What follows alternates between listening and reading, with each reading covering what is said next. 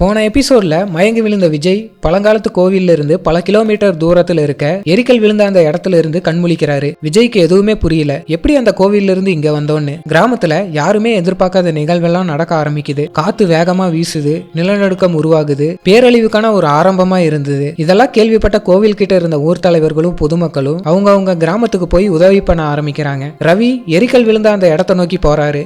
இப்ப 3 கிராமத்திலையும் நிலநடுக்கம் அதிகமாகி நிலப்பரப்புல விரிசல் உருவாக ஆரம்பிக்குது.